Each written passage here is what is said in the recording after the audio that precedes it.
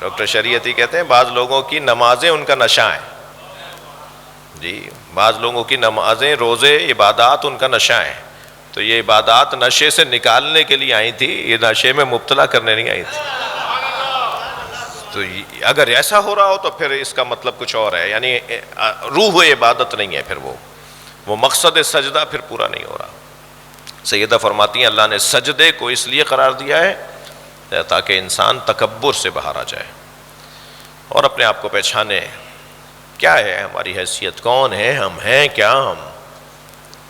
مولا علی فرماتے ہیں 5 نجاستیں لیے پھرتے ہو، تم ہو کون، تم ہو کیا، کس بات پہ گھمنڈ ہے، کس بات پہ غرور ہے، کس بات پہ اکڑنا ہے، یہ پیر پٹک کے کیوں چل رہے ہو، یہ گردن اکڑا کے کیوں بات کر رہے ہو، یہ ٹیڑے جی ہاتھوں سے ہاتھ کیوں ملا رہے ہو، یہ دیکھ کہیں اور رہے ہو، بات کہیں اور کر رہے ہو، یہ کیا ہو رہا ہے، یہ چھوٹی چھوٹی باتوں پہ کیوں لڑ رہے ہو.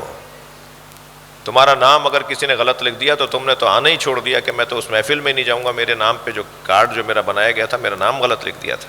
یہ کیا کر رہے ہو، چھوٹی چھوٹی باتوں پہ لڑ کیوں رہے ہو، بھائی بھائی پہ مقدمہ کیوں کر رہا ہے، خونی رشتے آپس میں دشمنیوں میں کیوں تبدیل ہو رہے ہیں، رشتہ دار ایک دوسرے کی کاٹ کیوں کر رہے ہیں، رشتہ دار ایک دوسرے کے دشمن کیوں ہو رہے ہیں. ایک اور صلوات پڑھ لیں ذرا نبی کی طرف، اللہ علی محمد وعلی محمد. یہ جو سب کچھ ہو رہا ہے، یہ جس وجہ سے ہو رہا ہے وہ ہے تکبر. جب میں اپنے آپ کو سمجھا لوں، جب میں اپنے آپ کو کہہ دوں کہ ان باتوں کا کوئی اثر نہیں ہے، یہ باتیں فضول ہیں، ان کی کوئی حیثیت نہیں ہے. جی میرے ایک بزرگ، ایک بچہ ایک گھر میں، ایک بچہ ایک جگہ پر ایک گھر میں گلاس لے کے چلا تو خوف تھا کہ وہ گلاس ٹوٹ جائے گا، تو اور یہ بھی خوف تھا کہ اگر اس بچے کو ٹوکا جائے گا تو اس کی اماں ٹوٹ جائیں گی. وہاں جو اماں آئی ہوئی تھی اس کے ساتھ، بچے کے ساتھ، تو میرے ایک بزرگ وہاں بیٹھے تھے، انہوں نے ایک دوسری خاتون کو ٹوکا کہ اسے لے جانے دو، اسے وہاں تک رکھنے کے لیے لے جانے دو. کیا کہا، فلاں ابا دادا ماموں تایا ایک رشتہ لے کے انہوں نے کہا یہ گلاس توڑ دے گا.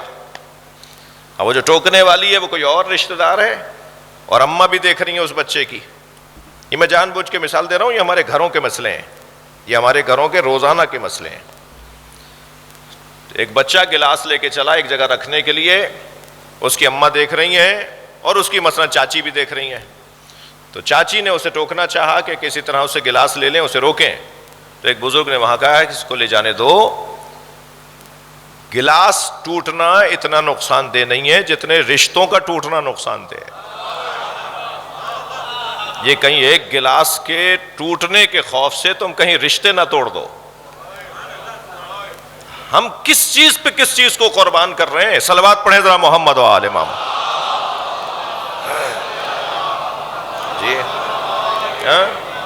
ہم بعض اوقات بہت چھوٹی چیزوں کی خاطر بڑی بڑی چیزوں کو قربان کر دیتے ہیں. بھائی 4 گلاس اور آ جائیں گے، مگر اس بچے کو تم ٹوک رہی ہو، ڈانٹ رہی ہو، اس وجہ سے تمہارے رشتے دور ہو جائیں گے، تمہارے رشتوں میں دراڑ آ جائے گی، تمہارے رشتوں میں دوریاں آ جائیں گی. یہ ہمارے گھروں کے روزانہ کے مسئلے ہیں. تو دیکھنا یہ ہے کہ کس چیز پہ کس چیز کو قربان کیا جا رہا ہے. یہ چیز ہی نہیں تھی ایسی، یہ بات ہی نہیں تھی ایسی، چھوڑو، درگزر کرو، آگے بڑھو، دوسری کوئی بات کرو، کوئی اور مسئلے پہ بات کرو. تم یہ والے مسئلے کو اٹھا رہی ہو جو مسئلہ ہی ہے ہی نہیں. میں کیا کروں کہ وہ خواتین سے وہ خطاب شروع ہو گیا ہے. جی مردوں سے زیادہ کچھ چیزوں میں حساس ہوتی ہیں نا یہ خواتین ہماری، مگر وہ چیزیں زیادہ اہمیت کی حامل نہیں ہیں، رشتے زیادہ اہمیت کے حامل ہیں.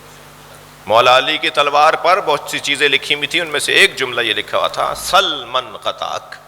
جو رشتہ دار تعلقات توڑے تم اس رشتہ دار سے تعلقات جوڑو. یہ تو تعلقات توڑ رہے ہیں، یہ تو سلام کا جواب نہیں دیا، انہوں نے تو اپنے گھر بلایا نہیں، سالگرہ کر لی بچے کی نہیں بلایا. جو رشتہ دار تعلقات توڑ رہے ہوں، مولا علی فرما رہے ہیں ان سے تعلقات جوڑے رکھنا.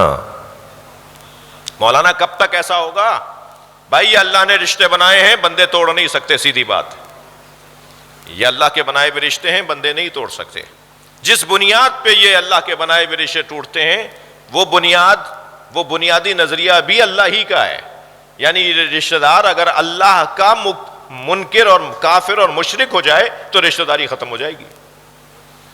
یعنی اگر ہمارا کوئی رشتہ دار کافر ہو جائے تو رشتہ داری ختم ہوگی، لیکن میرا مخالف ہو جائے، میرا دشمن ہو جائے، میری بات نہیں مان رہا ہو تو اس سے رشتہ داری ٹوٹے گی نہیں. یہ اللہ نے رشتے بنائے، یہ باقی رہیں گے، اور ان کو باقی رکھنا ہی اور ان کو لے کے چلنا ہی، ان کو سنبھال کے چلنا ہی ہنر ہے. اور اس باب میں جو کردار بزرگوں کا رہا ہے وہ کردار اساسی کردار ہے، بنیادی کردار ہے. جن گھروں میں بڑے بوڑھے زندہ ہیں، جن گھروں میں بزرگ زندہ ہیں، سفید بالوں والے بہرحال محترم لوگ ہوتے ہیں، مگر ہر سفید بالوں والا بزرگ نہیں ہوتا. بزرگوں کو بزرگی ثابت کرنا پڑتی ہے، وہ منوانا پڑتی ہے کہ وہ بزرگ ہیں. اور وہ کیسے منوائیں گے؟ شفقت سے، پیار سے، خلوص سے، سچائی سے. انہیں بتانا پڑے گا کہ یہ دونوں رشتہ دار میرے نزدیک برابر ہیں. معاف کیجئے گا، کچھ گھریلو باتیں شروع ہو گئیں، یعنی آپ کی میری گھریلو باتیں. نکاح نامہ پہ جب بزرگوں سے دستخط لیے جا رہے ہوتے ہیں تو بڑا ان کو عزت اور افتخار محسوس ہوتا ہے کہ مجھے اپنے خاندان کا انہوں نے بڑا مانا ہے.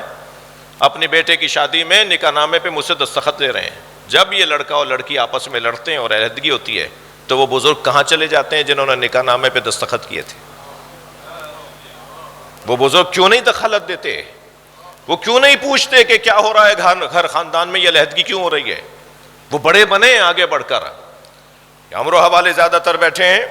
میں بھی جس علاقے سے تعلق رکھتا ہوں وہاں برادری کا نظام رہا ہے، اب تک ہمارے یہاں برادری کا نظام ہے. بڑے آگے بڑھ کر دخالت دیتے ہیں، بڑے بولتے ہیں، کاموں میں دخالت دیتے ہیں، گھروں کو بگڑنے سے بچاتے ہیں. بڑوں کا کام ہی ہے. نہیں بھائی کچھ کہہ دے گا، بدتمیزی کر دے گا. مجھے اس آبادی کے اندر جناب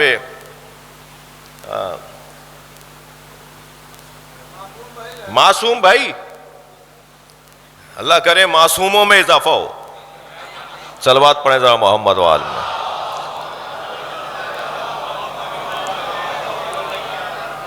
اچھا الہی آمین آدھے لوگوں نے کہا ہے، چڑے ہوئے بھی بہت ہیں معصوم بھائی آپ سے کچھ لوگ. معصوم بھائی کی صحت کے لیے، آپ بزرگوں کی سلامتی کے لیے ایک بلند صلوات پڑھیں.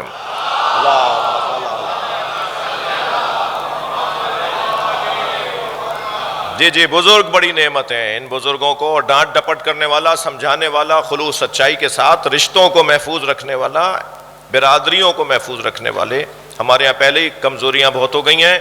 مادی زورے نے، مادی دوڑ نے، مادی ترجیحات نے ہمارے خون سفید کر دیے ہیں.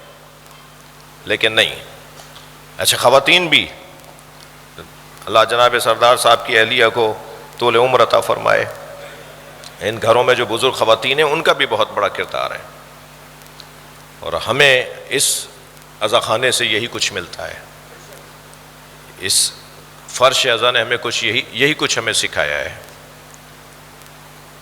اس فرش عزا نے ہمیں رشتوں کی مضبوطی سکھائی ہے.